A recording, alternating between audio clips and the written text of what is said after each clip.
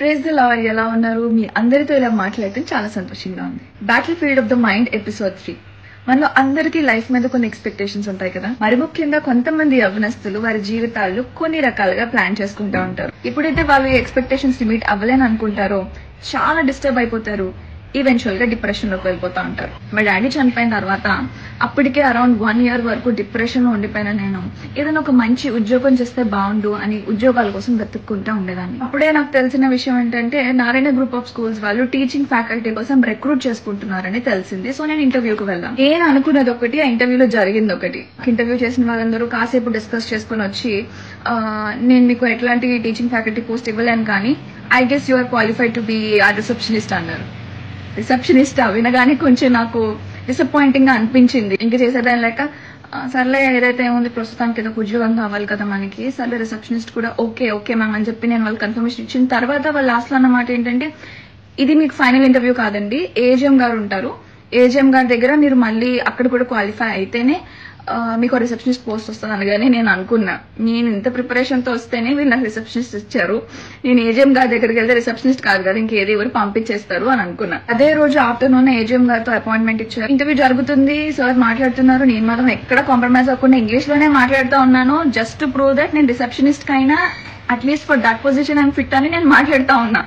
Trust me, God has turn the entire table. జరిగింది ఏంటి తెలుసా, ఆయన నాతో కాసేపు కాన్వర్జేషన్ చేసిన తర్వాత ఆయనకు అనిపించిందంట నేను రిసెప్షనిస్ట్ కాదు, టీచింగ్ ఫ్యాకల్టీ కూడా కాదు, టీచింగ్ ఫ్యాకల్టీ కూడా టీచ్ చేసే ట్రైనర్ గా ఉంటే బాగుంటదని ఏజిఎం గారికి ఆయన మనసులో అనిపించిందంట. ఇమీడియట్ గా AGM soft skill department head కి కాల్ చేసి I have a young girl with me, తను ఎలాగైనా మీ డిపార్ట్మెంట్ లో జాయిన్ చేయండి, మెయిన్ బ్రాంచెస్ నుండి తను పని చేస్తుందని నా ముందే ఒక చిన్న ఇంటర్వ్యూతో నా గురించి కమిట్మెంట్స్ ఇస్తూ ఉంటే నేను అస్సలు నమ్మలేకపోయాను. ఇది జరిగిన 2 weeks లోనే వాళ్ళని జాయిన్ చేసుకున్నారు. పిల్లలకి పెద్దలకి అందరికీ ట్రైనింగ్ ఇచ్చేదాన్ని.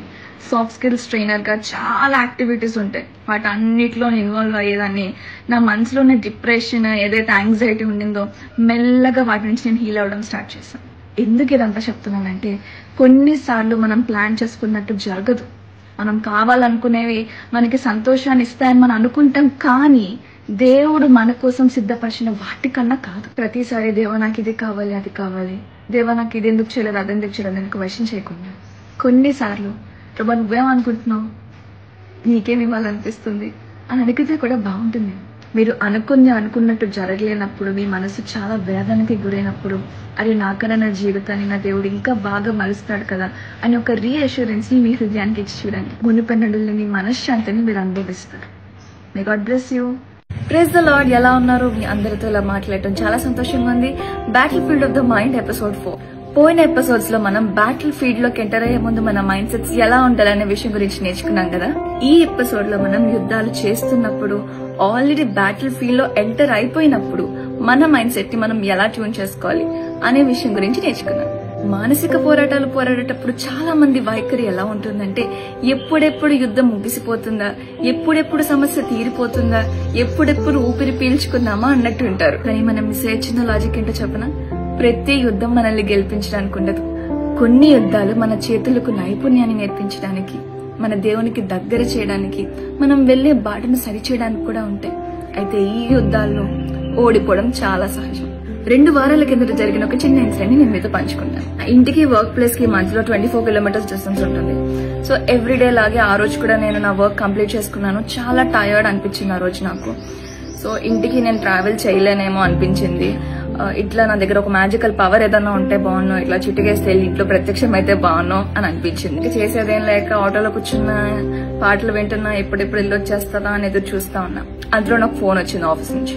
నా అధికారి కాల్ చేసి అమ్మా రేపు ఆఫీస్ లో ఒక ఇంపార్టెంట్ మీటింగ్ ఉంది అని మీటింగ్ గురించి ఒక బ్రీఫ్ డిస్క్రిప్షన్ ఇచ్చారు. ఇంకా కాల్ ఎండ్ అయిపోగానే ఎట్లాగో ఆటోలో నేను ఖాళీగానే ఉన్నాను కాబట్టి వెంటనే నోట్ ప్యాడ్ ఓపెన్ చేసి ఓకే రేపు మీటింగ్ కి ఈ ఫైల్స్ అవసరం ఉంటుంది అని గబగబా నేను ఒక దగ్గర అన్ని రాసుకోవడం జరిగింది. ఆ పని చేస్తున్నంతసేపు నాకు టైం తెలియలేదు. ఒక్కసారి ఆ పని కంప్లీట్ అయిపోయిన తర్వాత మళ్ళీ స్టార్ట్ అయింది. ఎప్పుడు ఇంటికి వెళ్ళిపోతానా అని మళ్ళీ ఆలోచించడం మొదలు పెట్టాను.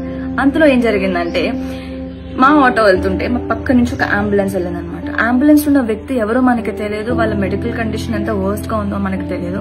కానీ నాకు కలిగిన ప్రేరేపణ వల్ల నేను ఇంకాస్త ఎక్కువసేపు ప్రార్థన చేయడం మొదలు పెట్టాను. ఆ ప్రార్థన అయ్యేసరికి మా ఇల్లు వచ్చేసింది, నేను దిగిపోయాను. కొన్నిసార్లు మనం పోరాడే పోరాటాలు కొన్ని సంవత్సరాల తరబడి జరుగుతానే ఉంటాయి.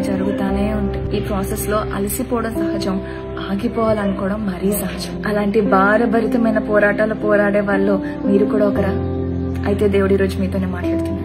చాలా అలసిపోయిన నాకు ఆ 24 కిలోమీటర్ల జర్నీ మధ్యలోనే నాకు ఎంతో నేర్పించి నన్ను ఇంకొకరికి ఆశీర్వాదంగా మార్చగలిగినప్పుడు మీలో కొంతమంది కొన్ని సంవత్సరాల తరబడి సతమతమైపోయి కొన్ని పోరాటాలు పోరాడుతున్నారు. ఈ జర్నీలో మీరు కూడా గొప్ప గొప్ప పాఠాలు నేర్చుకునే ఉంటారు కదా.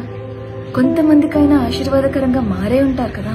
మరి దేవునిచ్చి ఆశీర్వదింపబడినప్పుడు వచ్చేంత ఆనందం నాశనానికి నడిపే మన ఆలోచనలు ఆపి మనకి పాఠాలు నేర్పించి సరైన మార్గంలో మనల్ని పెట్టినప్పుడు మనకి ఎందుకు కలగదు? యుద్ధాలు గెలవడానికి చేయొద్దు, నేర్చుకోవడానికి చేయండి. అప్పుడు యుద్ధాలు అనిపించవు, పాఠాల్లో అనిపిస్తాయి. ఎప్పుడైతే మన పాఠాన్ని మనం పూర్తిగా నేర్చుకుంటామో దేవుడే మన యుద్ధాలు గెలిపిస్తాడు. May God bless you.